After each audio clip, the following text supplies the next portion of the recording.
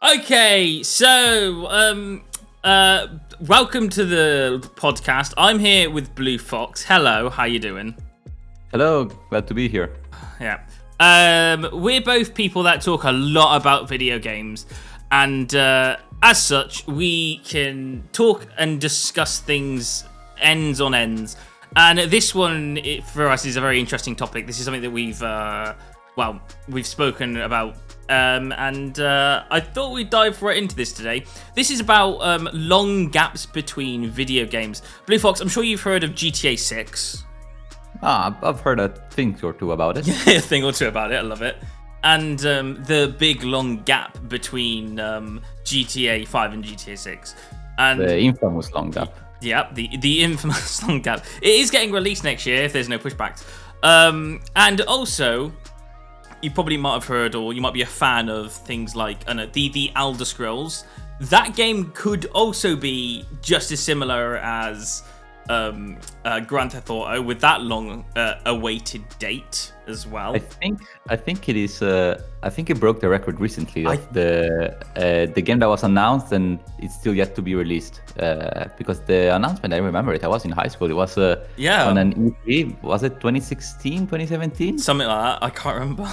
Something like that. I remember that they announced both the Elder Scrolls 6 and Starfield. And they just showed the logo of both. But yeah, Starfield came out 5 years after that direct. And the Elder Scrolls 6, yeah, we have absolutely no idea what that game even looks like, where even it's set, right? In which part of Tamriel. I think between Bethesda and the Grand Theft Auto crew that are making Grand Theft Auto, Rockstar. I think between them, they're just having a versus match of how long can we keep our fans and make our games take to release. I feel like that's just a discussion they may be having behind scenes. Not sure that the shareholders enjoy that discussion. Yeah, they hate this discussion because the better sell for double, which is entirely different podcast we'll be doing in the future. Anyway, okay. So I wanted to check out and just to see what that actually means for us as fans, and by doing so, we're going to take a look at some games that have had that release every single year. We'll be talking about some of those. Then we've got some games that release every few years, and then we'll go with games that have gone a big, long, massive gaps and all that kind of stuff. Let's start off with you. What games have you brought along, and then tell me about the gaps between them.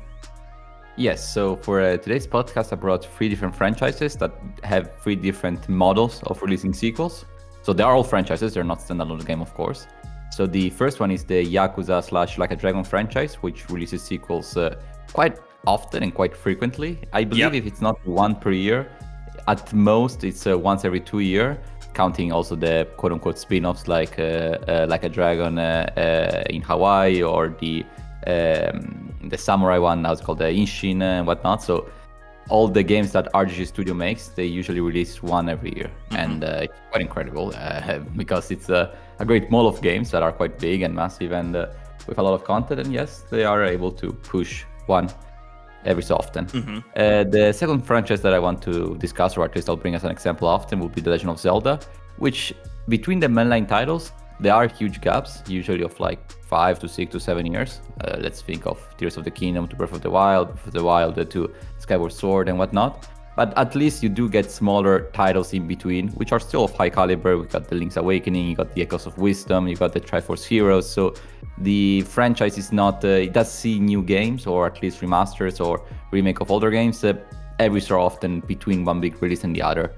And the last franchise would be Civilization, Sid Meier's, which has one game every 7 years, something like that. That's a long time. That's a long time. I remember as a child in middle school, I played the Civilization 4. As a high schooler, I played Civilization 5. At university, I played Civilization 6. And well, I didn't buy Civilization 7 quite yet. But yes, in theory, now that I'm a full-on worker, I would play a new Civilization. So every stage of my life was categorized by a new Civilization. It feels a little bit, unsettling to say it out loud. But yes, it's a franchise that doesn't get many often sequels or spin-offs of any kind. I remember my friend saying it goes along with that quote of that civilization of what you're talking about. It says, it was talking about, my friend was talking about Grand Theft Auto, and he said, when I bought Grand Theft Auto 5, I had to take my mum with me to buy it. When I'm buying it this time, I'm going to be old enough to go in and buy it. I'm like, that's a bit of a time gap. It's like, you talk about Civilization 5, you talk about, at one point you were young, and now it's a sequel, but you've just got way older. It's a scary thought. The games that you brought, Seb?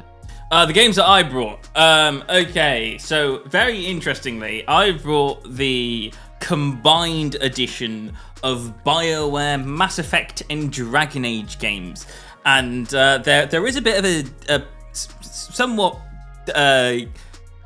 a weird thing that they did, where they had a really good period between 2007 and 2014, where they would release Mass Effect, then there would be a gap in year of 2008, then in 2009 they released Dragon Age, 2010 they released Mass Effect 2, in 2011 they did Dragon Age 2, in 2012 they did Mass Effect 3, and then there was another gap year, and then in 2014 they did Dragon Age Inquisitions.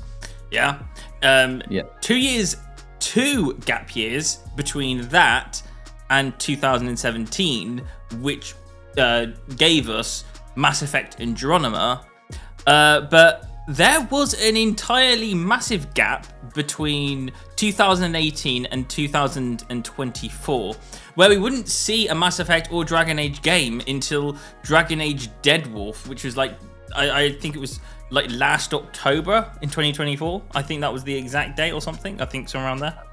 Somewhere around there, yeah. So yeah, there was a 1, 2, 3, 4, 5, 6, a 7-year gap year, and you know, I'll talk about why I think that's quite unhealthy, but later on. But yeah, then of course, following that, I have the entire Red Dead Redemption and Grand Theft Auto, and honestly, it will surprise you of the release periods. Do you do other release periods of Grand Theft Auto games and Red Dead Redemption games? Oh, I mean, I know that GTA 5 was released in 2013, and it's because when you talk about the gap, I also know that, for instance, that the GTA franchise used to be quite frequent as a franchise, right? Because you had GTA 3, Vice City, San Andreas, GT4, so it used to be a little bit more frequent. Okay. And also you had the first Red Dead in the middle, but yes, after GTA 5, it was only Red Dead in 2018-ish, and then this is a really surprising how they released their games, because I was expecting, like, I don't know, I was expecting to look back on this and go like 2 or 3 year gaps or something like that. No, this is the Rockstar yearly gap, and I apologize if I got any of this wrong to the viewers that are watching, but this is as far as I'm aware of. GTA 3 released in 2001, yeah. Following that next year, they released their next GTA game in Vice City, yeah. Then there would be 1 gap year, and then you'd see Revolver, Red Dead Revolver, and then you would see, following after that, San Andreas. Which already out of 5 years, you've seen 4 Rockstar games. So, yeah. And then you'd have 2 more gap years before 2008. And you think, okay, 2 gap years, okay, what they're going to do in 2008. They released 2 games in 2008, which were some of their biggest games, which were going to be GTA 4 and Bully, released on the same year. Yes, Bully, of course, yes. Yes, Bully and Grand Theft Auto 4 released at the, pretty much on the same year. I can't remember if that's exactly right, but I think that's around the same time period. Then you would have 1 gap year, and then you'd get Red Dead Redemption. Following that, in 2011, you'd get LA Noire. And then you'd get another 1 gap year, and then you'd get Grand Theft Auto 5. And that's pretty much it. There was like 1 period between 2001 to 2013 where the biggest gap year you'd get from Rockstar was a 2-year gap. Which is crazy when you actually think about it, because they released their games quite constantly, and then it differed to a 4-year gap between Red Dead Redemption 2, and there would be a 1, 2, 3, 4, 5, 6. There'd be a 6-year gap between Red Dead Redemption 2 to GTA 6. But if you look at it in total, which is what most people complain about, is if you calculate, if you ignore Red Dead Redemption 2 and just do for the GTA series, it's 1, 2, 3, 4, 5, 6, 7, 8, 9, 10, 11, 12 years is a 12-year gap between both GTA games. That's a crazy space. That is a crazy space. Yeah, I think that the Rockstar specifically focused on the content post-launch of their games rather than the games themselves. And they saw the results and said, people will still play this game and pay for DLC that adds little to a game that's already 10 years old, and yet they'll spend millions on it. So yes, that's the point of making GTA 6. But yeah, okay, let's be fair on what you just said there. You know, if you think about it, you know, in the wider angle, they released a full-on game called Red Dead Redemption 2 in between that time period. And for Grand Theft Auto 5, yeah, like you said, there's so many content updates that they did for that game, like Heist Online and all that kind of stuff online where you'd work together as a team. If you liked the game and you wanted to do cooperative, you know, and do all those heist stuff, yeah, there's a lot of content for Grand Theft Auto 5 that kept on getting released. Yeah, absolutely. Yes, but at the same time, it's the side content made for GTA 5, it didn't require nearly the same main power that requires to make a new game, right? So it's to make a DLC, you need you don't need that many people. You already have the content, you have the assets, you have the game engine, you have everything already prepared. So it takes doesn't take that many people to make it. I think that it's a little bit more frustrating to discuss is the fact that yes, GTA 5 was released not once, not twice, not 3 times, but 4 times, which is a little bit obnoxious after a while. Yeah, no, absolutely correct. I think they abide by the saying, if something's not broke, don't fix it. And why I say that is because if they release Grand Theft Auto 5 and everybody's playing it, loving it and enjoying it, they're going to go like, okay, well, we got this many people playing it, loving it, enjoying it. Let's not be so bothered about releasing the next game. Let's try and milk this thing as much as it can, you know, and they would be known to be the people that would milk as much of their Grand Theft Auto 5 content as they could squeeze out of it. Do you know how many times they released an apartment or a place to live inside that game? There'd be apartment updates, there would be places like extra places to live, there'd be heist locations to live. Even now, I think just not so long back, I think it was like last year or something, where we got our last content update. I don't remember if it was this year or last year, but it was like, oh, by the way, you get to open up a new place over here. I was like, okay, they're still doing it all the way up to this time. They've been doing it for 11 years. Crazy. Moving on from that, I'm going to go to Fable. Fable is a very interesting time gap, because people that don't know Fable very well, basically, the first Fable game, do you know when the first Fable game got released? Xbox 360 era-ish? Early Xbox 360, like late original Xbox era, 2004, just before the 360 came out. Yeah.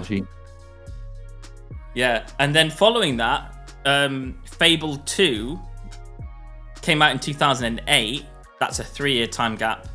And then they finalized it with a Fable 3 in 2010. So that's the gap year for that. And again, by the way, they closed down the Lionhead Studios, and they didn't, and no companies took over that until Xbox Studios gave the game to Playground Games. Do you want to guess the time gap between 2010 and now? It's 15 plus. 15 plus? Yes, that's quite a lot. But Bethesda looked at that game going, I want my game to be longer. Didn't. It's right to the bottom, yes. If we just do 2 more years of this, we'll get the record. Hold on, we'll release our game. Just hold on. Play Starfield for a bit longer. Right. But yeah. That's the time gap for that particular game. And it's built by a new studio, so I don't know if it fully counts as a sequel or a brand new game, but it's actually not called Fable. It's not called Fable 4, it's just called Fable.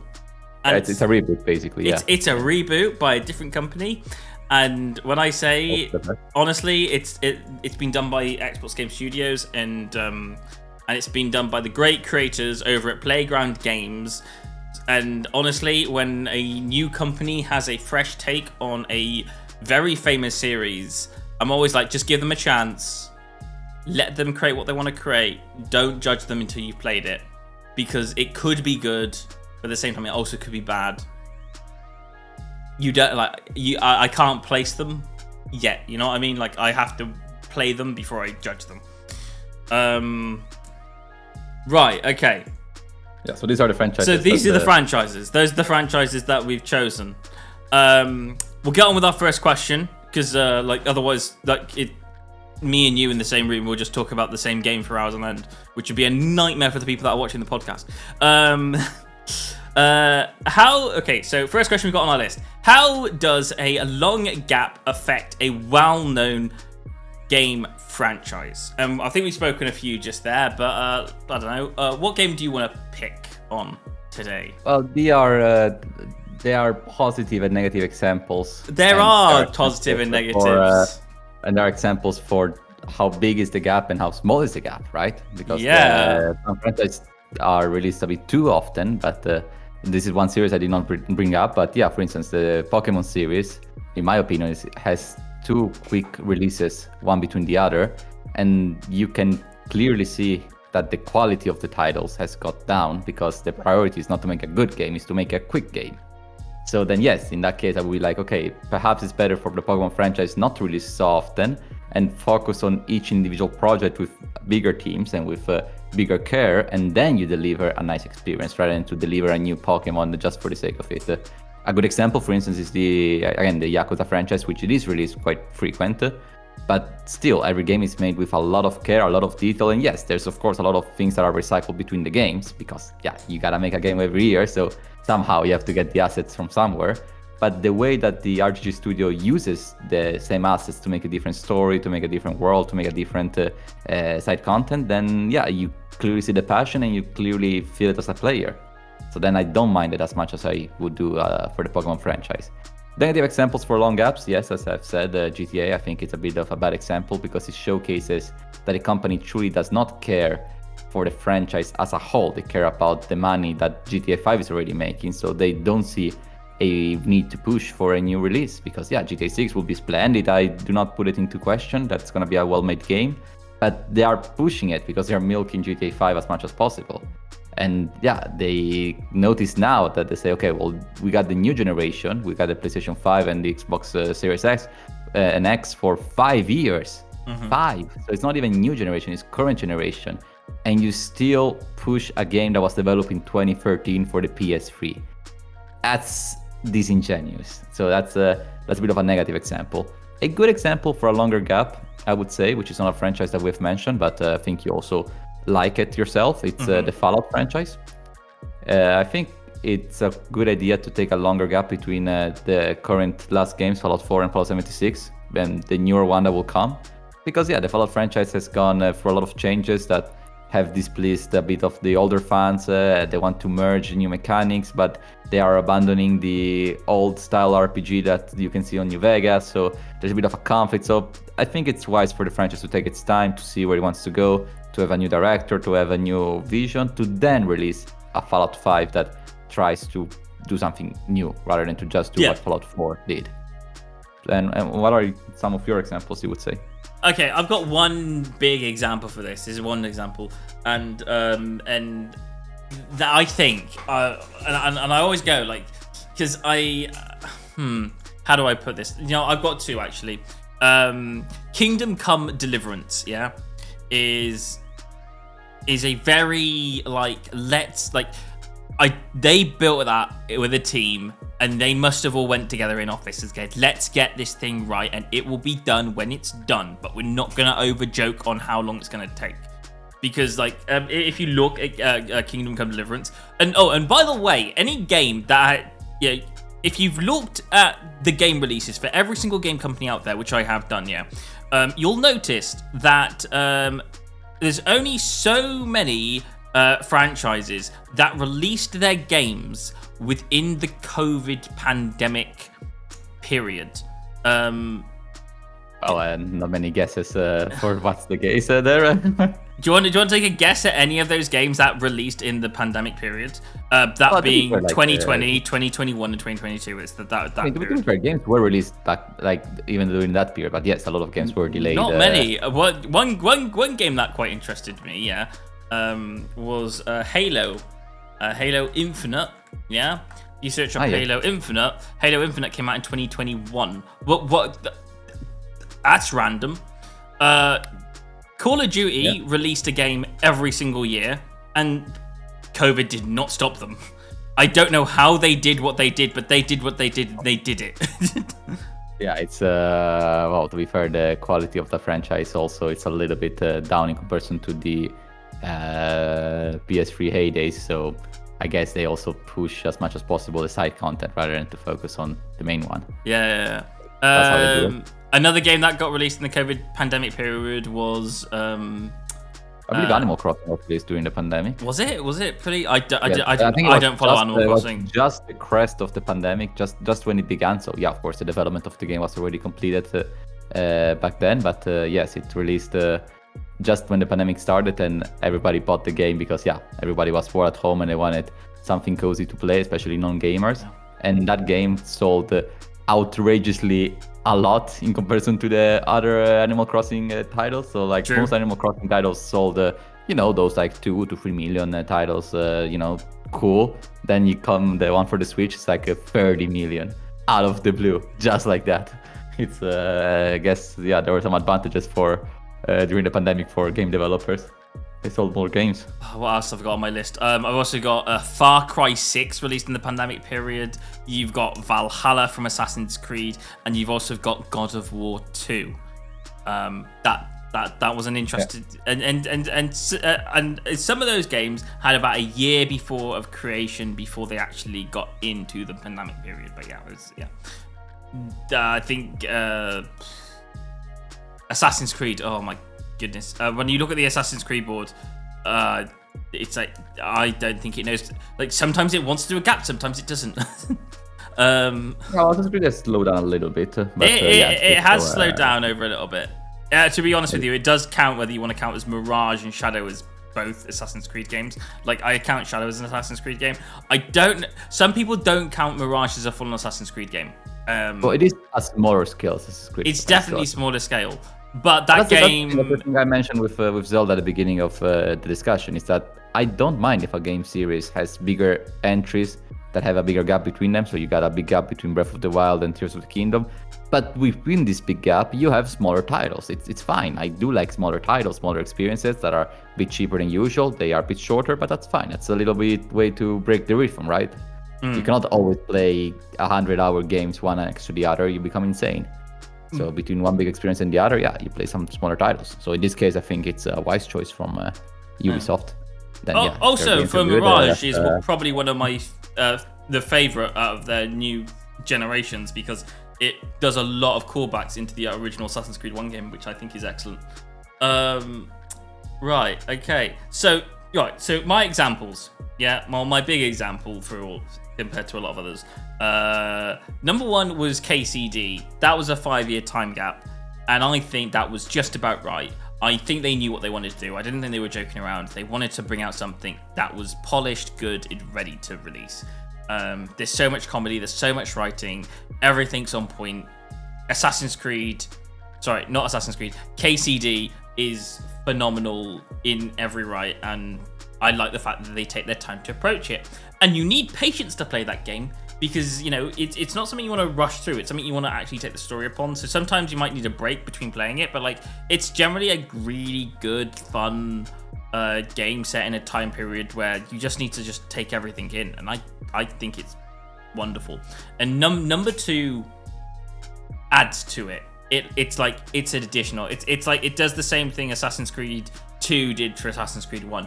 There's more of it, and I was just like, oh yes, if you like something, then KCD 2 just added into what KCD 1 was, and it just made it just even better. And I love both games, and and that 5-year time gap is now just oblivious. A game that this is a comeback game. You ready for it? Yes. Okay. Hitman, the Hitman series. Ah, yes. The Hitman series, Codename 47 was the first one. Then it was Silent Assassin. If you haven't played those games, probably don't. It's not the best way to get into Hitman. Yeah, it's the older games, the different philosophy. They were limited in technology, so yeah. Then they did Contract, and then they eventually released Blood Money in 2006. If you haven't played Blood Money is phenomenal and amazing, and I absolutely love it. And I don't know what they did at that time, but they must have thought, okay, Blood Money worked, but let's take a bit of a gap. And they did a bit of a gap. And they came up with something absolutely horrendous. I don't even count it as part of the Hitman timeline. They released Hitman Absolution. And it was like, you went from Blood Money to Absolution? What are you doing? It was terrible. And I hated it to bits. Because it turned this Hitman who when you played in Blood Money, because Blood Money was like, I played Contract, but then I went to Blood Money and I thought, okay, this is what Hitman is. This is what they wanted Hitman to be. And it was, you're in a big open place, yeah, and there's a target somewhere in this location. What you got to do as a player is find that person and take them down. And you can do that by any means necessary, and you've got a little bit of equipment that you can take along with you to the job. And, you use tactics to take the enemy down. And part of that playthrough is you're meant to fail a lot. You're meant to fail, restart, to pick up everybody's movements, and then eventually you know where everyone is, and then you can just go in and just take down the target, and it rewards you if you do it without anyone spotting you. And I thought it was perfect. And then Absolution came along and went, right, we'll do that for one mission, and then we're just going to make the whole game linear. And I was like, no, don't make it linear. Don't make it like an A to B, A to B, A to B. It turned into like a start from A, get to B. When you got to B, then get to C. And then when you get to C, get to D, and then take out your target. And I'm like... Did the developers change between one game and the other, or the same studio? I think it was the same studio. It was IO Interactive, and it was still that's even sadder. And it's like, oh my, I can't believe you did that. And then you would wait 4 more years, and then they announced Hitman, and I was like, okay, what's this? And then it was like, they brought back and expanded. They took it, and most people will forget this. Hitman Absolution did add one good thing in, yeah, and it was kind of like this detection mode where you could press a button and you could see people and see routes and all that kind of stuff and see what they would take. They didn't add that fully into Hitman, but they did add some parts of Hitman where you could press a button and you could see where the targets were through walls and locations if you were like close enough to them. There was like the Hitman sensibility, and they kept a part of it in Hitman 2016.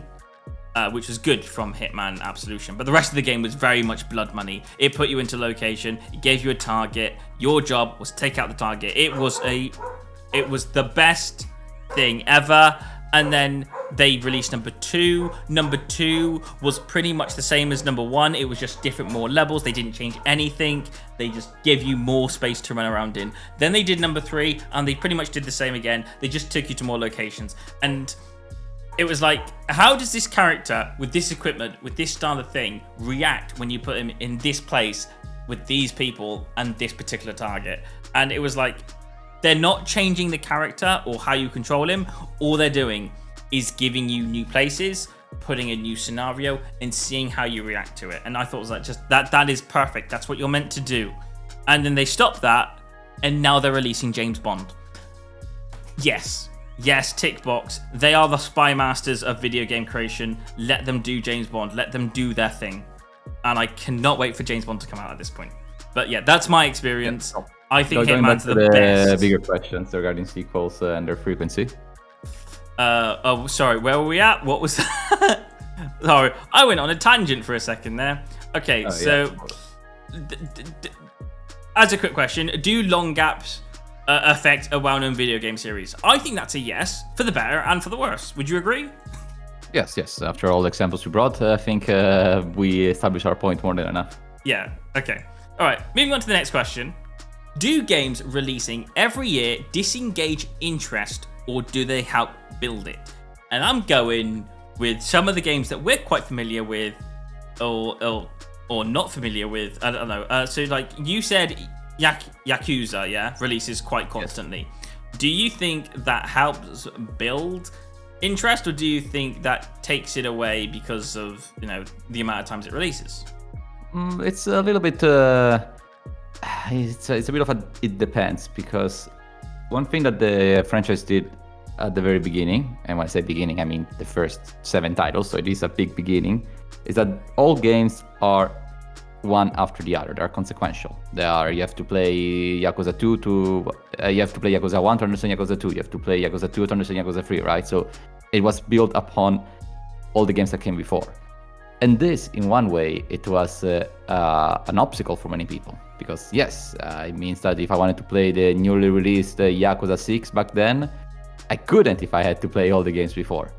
So there was a bit of a sense of fatigue and also exclusion, because you had to play all the games before.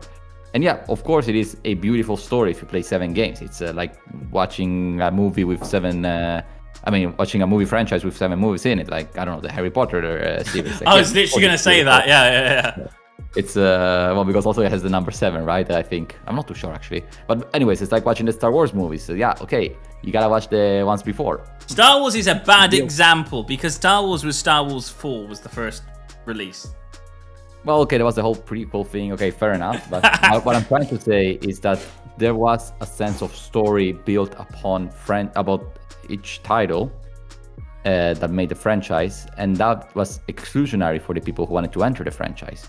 True. What the developers did after a while is that they started releasing games like Yakuza 0, which is a prequel for all the franchise. So then, again, a title that you could play as your first game. I played as my first game, and I entered in the franchise.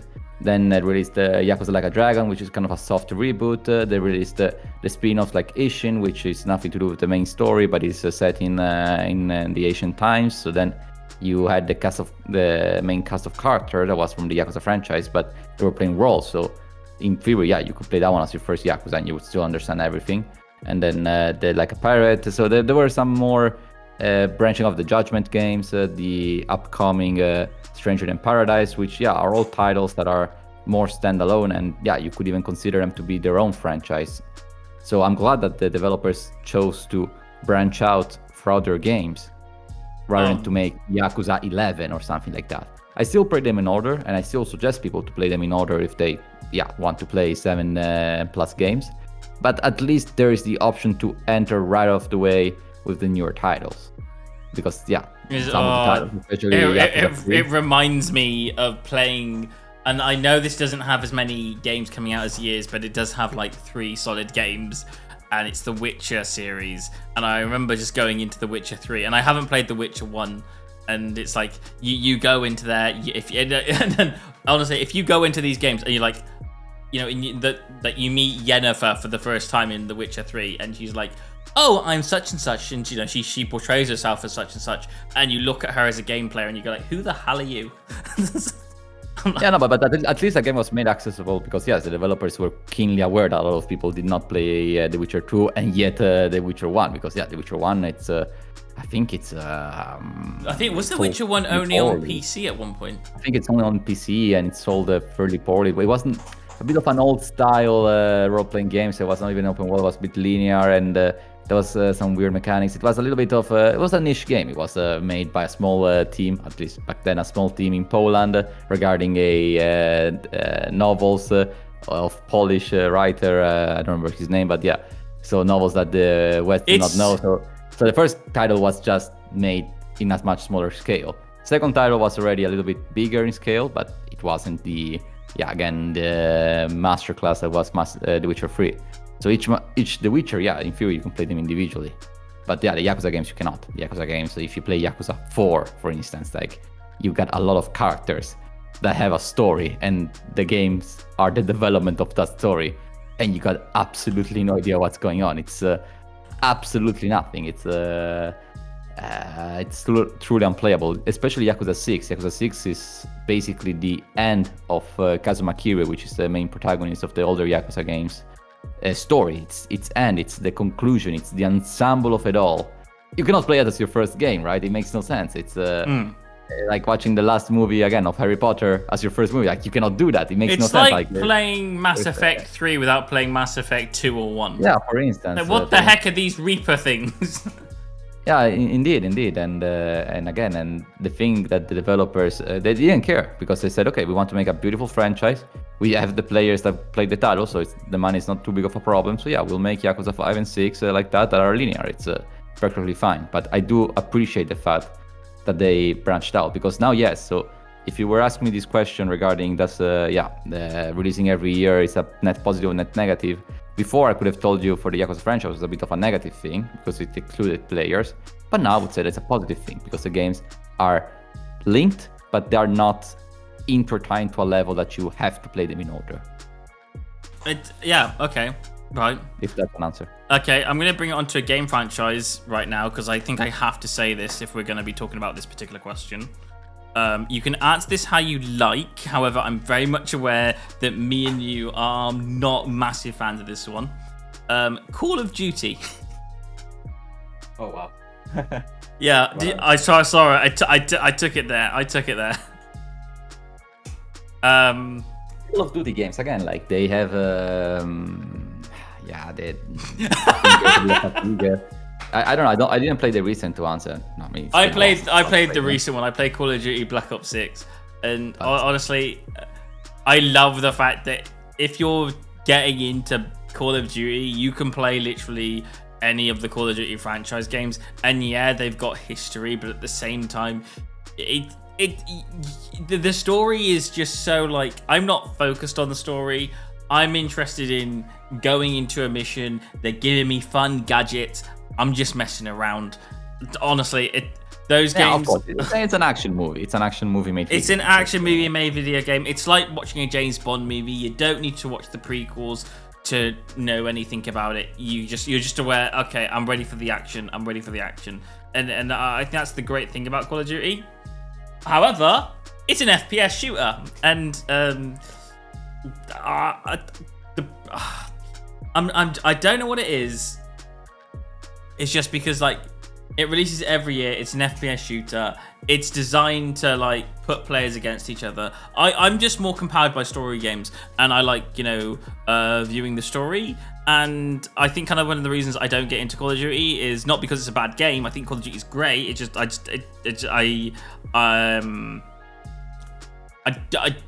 I've always tried to feel the story of Call of Duty, and it's there. It's not as it just focuses more on the action, more of that FPS shooting, and I think if you're into that, then that's great. I just don't think that's the type of thing that I'm into. Well, it's, again, much more fair. I mean, I don't play Call of Duty games because it's but then not you gotta say like not everyone is into every single game out there, but you have to have your likes and dislikes. And sometimes it's not because it's a bad game. Sometimes just because it's different. All right, moving on from that. Another game that releases every year, something you're a bit more familiar with this time, Assassin's Creed. Yes, that I already have some more opinions. I think it's mainly the time period between 2007 and 2015, where they just whacked out 1, 2, Brotherhood, Revelation 3, I 4. think that was an unbroken streak. I think maybe 1 year or something, but it was one game after the other, and that got very fatigued, especially because when we reached Unity, which was the game that was supposed to bring Assassin's Creed to the next gen. And we saw all the problems that game had. Then we realized, we said, well, maybe you should not release this game this year. You should have waited a little bit longer, because Assassin's Creed Unity, if you take out the technical problems, it's not a bad game. It's not the most beautiful Assassin's Creed game out there, but it's not bad by any means. Problem is that it was filled with technical problems, and Ubisoft decided to release it anyways because that was the window. They had to do it every year, right? They had the pre-order, they had everything. So I played the game, I think, 3 years after it launched, and it was at sale for like 10 euros. So it was ridiculously cheap. And then, I enjoyed it because, okay, 10 euro game, sure. The bugs are fixed, mostly. So it's not too bad. It's not the best, but it's not too bad. And then from there, Ubisoft slowed down a little bit with their entries. Although I would say that the quality is not has not reached like the old Assassin's Creed. The old Assassin's Creed games are considered one of the best games of the PS3 era. Which, to be fair, they aren't. True. They do have their problems, but and Xbox era as well. I'll give you that one. Memories of them, right? People still keep them at a high pedestal. Now, people will just laugh off a game that's called Assassin's Creed because it's called Assassin's Creed, even though they're not that bad as a game franchise. Yeah. No. Okay. I can see what you're going with, but that kind of leads me into my next question as well. What type of game works well for yearly releases? For example, if you are going to release a game every year, are you going to release Assassin's Creed game? Because, like, let's be fair, one of the things that I was always quite confused about with the Assassin's Creed franchise is they release the game every year, but it's not just your run-of-the-mill action game. It's a fully open-world exploration game that doesn't take 5 minutes to complete. It's quite a lengthy game if you played Assassin's Creed, which I'm very much aware you have. So it's like, okay, if you Call of Duty action game, it's got about 9 to 12 levels depending on what game you're playing. I'm not quite sure exactly how many levels there is in the Call of Duty. I haven't played Call of Duty for a while. There's all that type of stuff, like action games, open world games. If you're going to release a game every year, what type of game do you think is best for that type of yearly release?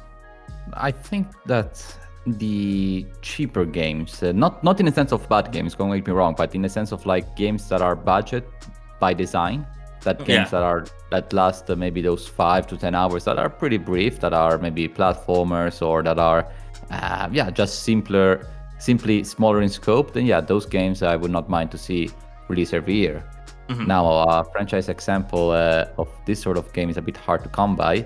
But for instance, let's say the Mario franchise, which is a huge franchise because it includes all the party games, all the card games, all the sports game, it's the RPGs, the platformers, of course. So there's a lot of things going on with Mario. Mario has billions of different franchises. Absolutely. But at least, all the games that are released, every year you can be guaranteed that there's going to be a Mario themed game. But all games are different. You got a Mario Kart, then you got a Mario Party, then you got a Paper Mario, then you got your platformer, the 2D platformer, the 3D platformer. So at least, that franchise, which again is a bit cheating because you could consider each and every one of these franchises as their own, plays differently. So then I don't mind that Mario is released every year. Heck, even more than there are more Mario games in 1 year than Mario franchise, but at least they play differently. So you either do that, or you make smaller games, which their purpose is to be like, okay, this is a smaller game. It's the next adventure of whatever character. It's $20. It's 5 hours. Off you go, right? It's smaller in scale, smaller in scope, and then you call it a day. I don't have a example on the top of my head, but yes, there are probably some franchises like this that are just a little bit quicker, especially if I were to think about like not today, but during the 3DS and the PS Vita and the portable console era. These type of games, right? You had like Professor Layton, which was released I don't know if it was every year, but it was pretty frequent, the release date. There were like at least 4 games on the DS and 2 games on the 3DS, because those games were $30 or $40. They were cheap. They were not too lengthy. They were like about 10 hours. And yes, they did not have too big of graphics, like the multiplayer mode, the big open world. No, they just were linear adventures, enjoyable. You play those 10 to 15 to 20 hours, and off you go. Call it a day.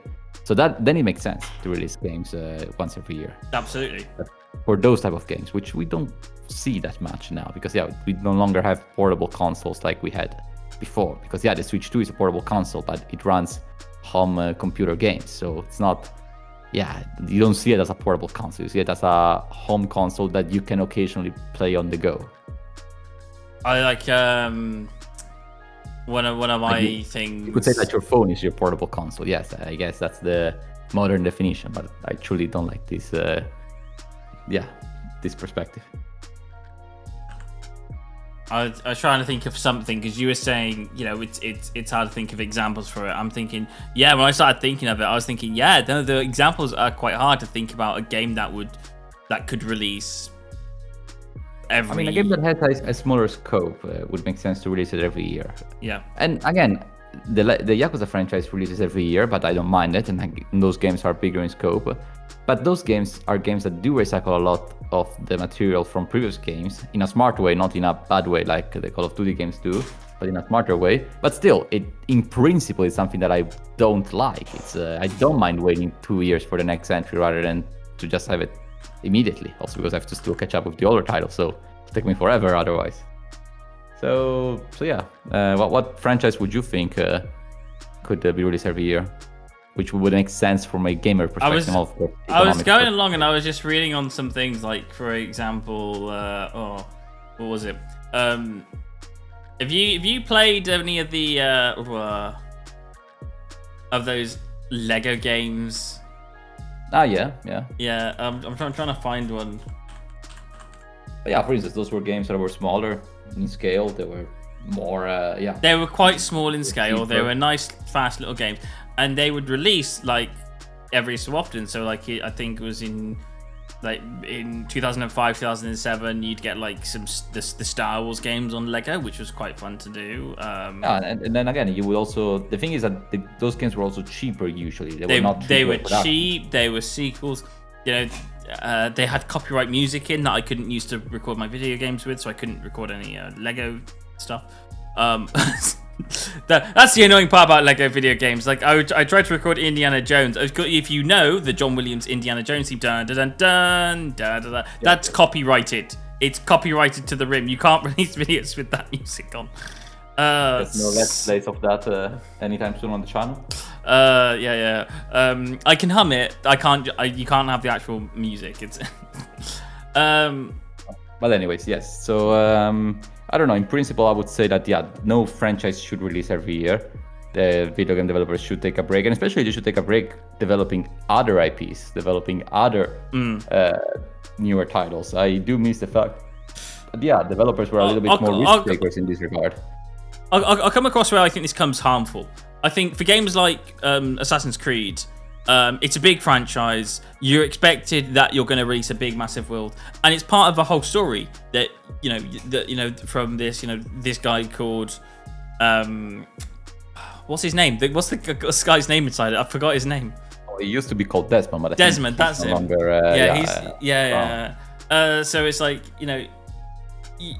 the whole thing's about this story, and you play along, and if you miss a game, you're like, okay, where are we in the storyline? Because I have no idea. And so you have to complete the previous game before you get to the next game, but they're all set in big open world games, so you kind of like gotta get used to, feel, and complete an entire world of wherever they set the location on. And you're like, right, complete that, then move on to the next game, complete that. And if you miss out one, it just feels a bit more pointless to play the next game until you complete the previous. So it's like the developers were they said, okay, look, rather than to make Assassin's Creed 17, we make the Tomb Explorer adventure, whatever. Then okay, you got a new IP, you got a new entry. So it's but the problem is that new entries sometimes have a struggle to reach, because it's easier to make a first-person shooter and call it Far Cry than to make a first-person shooter that plays exactly like Far Cry, but you call it something else, and people are like, there is the new Pandora shooter, whatever. Don't care. I will not play it. I'd rather play, Borderlands, because that's the title that I know, and I like the previous games, and look, it's Borderlands 4. Then, of course, you're much brought to playing a franchise. Although, new IPs still exist. Of course, Cyberpunk, for instance, that was a new IP, or Starfield, that was a new IP. That was those new games from the blue. But yes, it's. I would like to see more of those, but I understand why franchises are here to stay, because people simply trust the name and the developers, and they say, okay, I know the Mario Kart developers, they make good Mario Karts, I know how Mario Kart plays, hence I'll buy the new Mario Kart because it's Mario Kart. If you call it something else, people are a bit more hesitant. They'll say, this game, I don't know, it's not too convinced. All right, I'm slowly building up to my big question now because we're slowly getting to 50 minutes within this podcast recording. So I think we have to do some cuts because we want some contents, but yeah. Yeah, okay. So I'm building up to one of my favorite questions inside this. Okay, lots of game companies release their games that have similar IPs. For example, games like Red Dead Redemption in Grand Theft Auto or Mass Effect in Dragon Age. They're the same IPs, but it's it's two different game release and all that kind of stuff. But when it comes to timelines and locations, do you think that helps with keeping people interested in games? So, for example, okay, you might not see a particular game from like, I don't know, you might not see a GTA 4 to GTA 5 game between the years of 2008 2013, but in between that they're going to release LA Noire, Red Dead Redemption and Bully, so you'll have something to play in between, and it's from the same developer, so you can kind of have somewhat of the same gameplay feel if while you're waiting for that next big game to complete. Do you think that helps? Yes, that was a very convoluted question to ask, but okay, the point is that would I rather have developers make occasionally different games rather than to make the same franchise that they always make? Yes, of course. The recent example I would bring, that actually it's very clear as an example, is the newly released Donkey Kong game, Donkey Kong Bonanza. Gotcha. That has people love it. It's super rated. Could be game of the year. But it's an amazing game, and it's made by the same studio who made Mario Odyssey for the Switch One. And you see it in the gameplay. You see that the games feel similar. They are very different. They have different philosophies. They have a different level design. They have different mechanics. But they are still quite structurally similarly. What I do like about Donkey Kong Bonanza, it's explicitly the fact that it's not Super Mario Odyssey 2. Because that game could have been made with Super Mario. You could put Mario in it, you change some mechanics, and you just call it Super Mario Odyssey 2. It could have happened. They had to change some things, but conceptually speaking, it wasn't impossible. I like the idea that the developers who made Super Mario Odyssey, the team, I think number 6 of Nintendo, to be honest, I'm not sure. They have like 10 teams that they give it like very silly names and they always change around. But there's one team specifically who made the 3D platformers, which is the one that made Mario Odyssey, that decided to make another platformer, another collectathon, but one that played very differently with a new character, with a new setting, with a new idea behind it.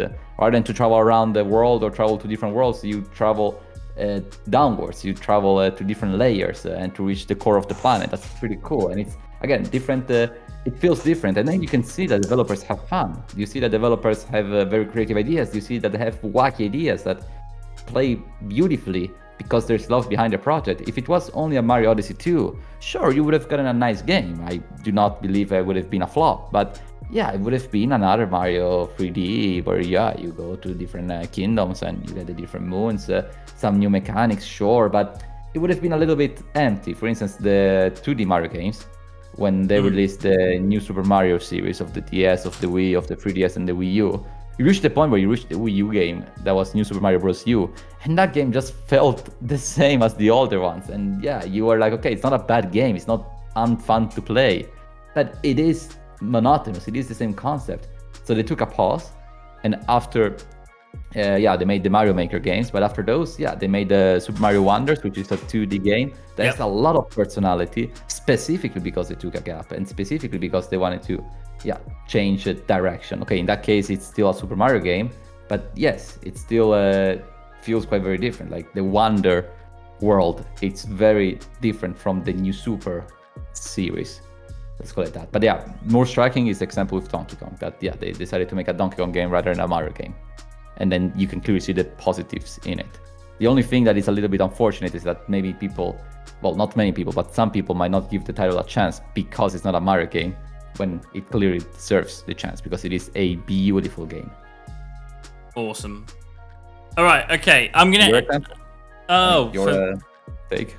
Oh, honestly, I think I've kind of said my take in the middle of asking the question there. But if I had to actually say something, I'd say like one of my things that I think was really good were like the Fallout franchise, where the Fallout you get like Fallout and Skyrim, which are basically the same thing, just two different time periods and two different period, and things like that. Oh, you're waiting for the next Fallout game? Here's a Skyrim. There you go. There's Skyrim. Basically, Skyrim on the ships, right? Yeah, exactly. You got Starfield in space, and it's Skyrim in space or whatever you like. I don't know. I just like the fact that they've kept that gameplay style, but they just used it and put you in different places, and it feels nice that it gives you a chance to be familiar with the game as well as giving you new areas and new things to explore while letting the game company do its own fun thing. I'm going to end the podcast there, but before I do, I'll ask one last question, and I will say, if you could pick one game that you could highlight, for this, what game would you pick? Like, what game would be your highlight game with, the perfect time gap release video game series? What would it be for you? Yeah, in this regard, I would say the Zelda franchise, which, we didn't discuss too much, to be honest, so it feels a bit... But it is right in the middle of your list there, isn't it? You didn't want to change, yeah? I did bring it at the beginning, but I didn't discuss it too much. But yes, I believe that the Zelda model, if you want to call it that way, it's the sweet spot, because you have a lot of time between one big game and the other, so you have the time to develop a proper sequel with new mechanics, new worlds, new people, new lore and whatnot, so you have a beautiful new game that feels brand new. But in between, you have smaller games that are still Zelda games, but they play differently. They have different mechanics. Maybe they're on 2D, maybe they're on top-down. They have a different art style. They have a different core idea behind it. So yes, it's a way to be like, okay, I'm a Zelda fan, so I will wait 6-7 years for the next big Zelda title. I mean, Tears of the Kingdom was released in 2023. I will be 30 when the new Zelda will come out. But yes, at least in the meanwhile, I will have some smaller but still beautiful Zelda games. So yeah, it's a nice sweet spot between compromises of releasing titles of franchises that we love without squeezing them too much. Cool. And I think, I don't know, for me, it's a bit of a weird one, but I kind of want to say I liked the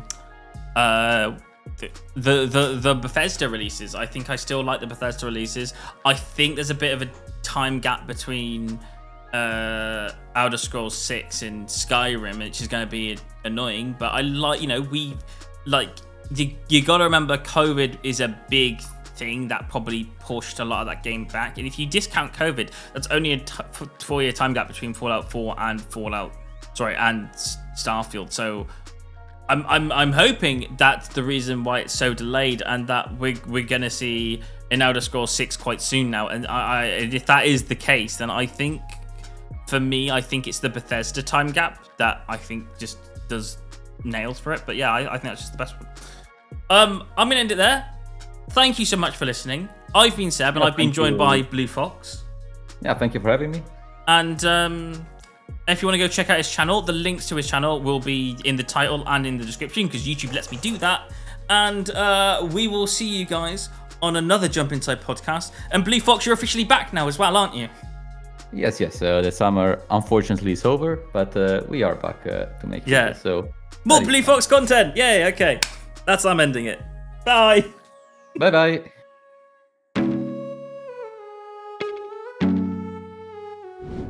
Hey, thank you so much for watching, and I really hope you enjoyed the video. If you did enjoy the video, then please don't forget to consider to like and subscribe to the channel. Thank you so much for watching, and I will see you on another Jump Inside video. Goodbye.